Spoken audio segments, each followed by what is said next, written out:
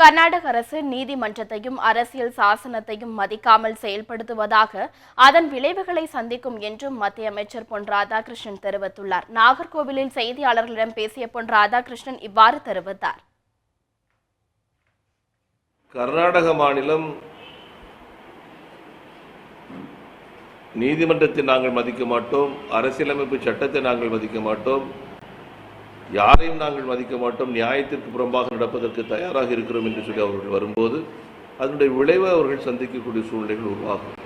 என்னை பொறுத்த வரைக்கும் வேண்டுமென்றே அங்கு இருக்கக்கூடிய அரசியல் சூழ்நிலைகளை வைத்துக்கொண்டு அங்கு இருக்கக்கூடிய காங்கிரஸ் அரசாங்கம் கடந்த ஏறக்குறைய 4 ஆண்டுகளாக ஒட்டுமொத்தமாக தோற்று போயிருக்கிறது.